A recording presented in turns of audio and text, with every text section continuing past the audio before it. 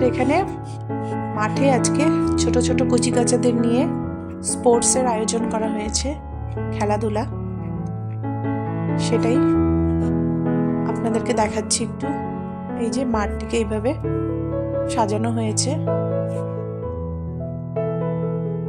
এই যে ছোট ছোট বাচ্চারা নাচ করছে, কি সুন্দর লাগে। আমাদের ছোটবেলার কথা মনে পড়ে যায়।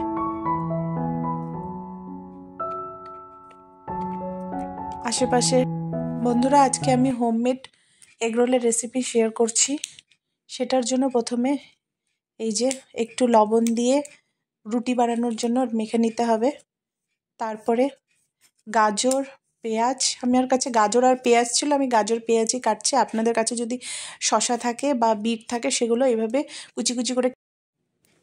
সবজি কাটা হয়ে গেছে, এবার রুটিটা আমি পাতলা করে বেলে নিচ্ছি।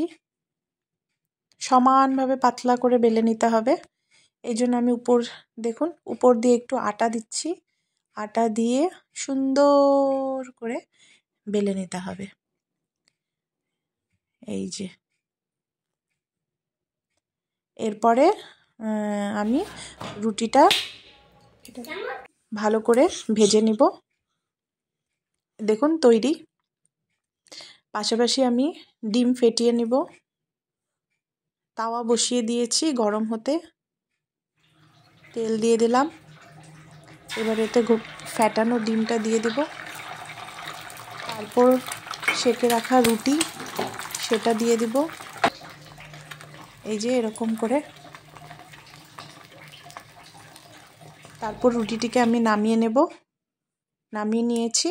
এবার এটার মধ্যে আমি এই কেটে রাখা গাজর আর পেঁয়াজগুলো দিয়ে দেবো। আজকে আমি দুটো বানাবো, একটার মধ্যে পেঁয়াজ দেবো আর একটার মধ্যে পেঁয়াজ দেবো না, শুধু গাজর আর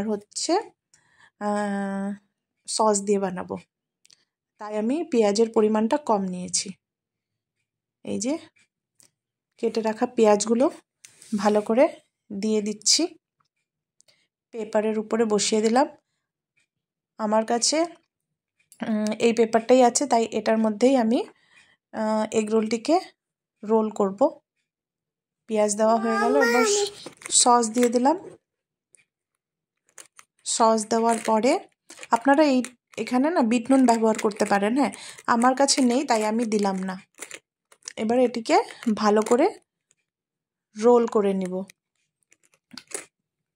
এই যে দেখুন রোল করে নিচ্ছি।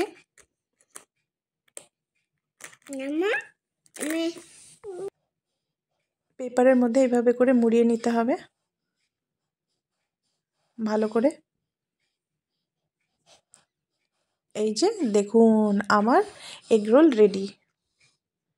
আমি না সুন্দর করে সস দিয়েছিলাম, সস দিয়ে ফটো তুলবো, কিন্তু আমার মেয়ে নষ্ট করে দিয়েছে। বন্ধুরা, আজকে আমি আপনাদের সঙ্গে আমি কি করে এগরোল বাড়িতে বানাই সেটা শেয়ার করলাম। আশা করছি আপনাদেরকে ভালো লাগবে। খুব ইজিভাবে, একদম বেশি সময়ও লাগে না, খুব সহজে হয়েও যায়। এগরোল খেতে যদি ইচ্ছা করে তাহলে আপনারাও বাড়িতে এইভাবে এগরোল বানিয়ে খেতে পারেন, ভালোই লাগে খেতে।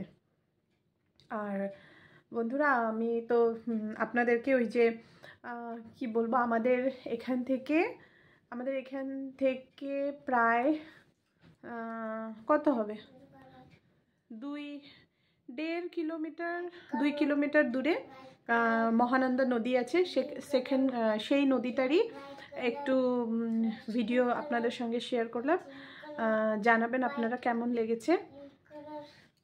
আমাদের বাড়ি থেকে একদিন ওইখানে গিয়ে ভালো করে আপনাদেরকে শ্যুট করে দেখাবো।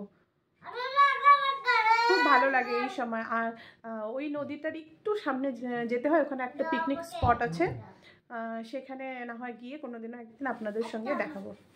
ঠিক আছে বন্ধুরা, আজকের আমার ভিডিওটা আমি এতটুকুই রাখছি। আশা করি আপনাদেরকে ভালো লাগবে। যদি ভালো লেগে থাকে তাহলে প্লিজ একটু আমার চ্যানেলটিকে সাবস্ক্রাইব করে দেবেন, একটু লাইক করে দেবেন, একটু শেয়ার করে দেবেন। ঠিক আছে বন্ধুরা, সবাই ভালো থাকবেন। Good night.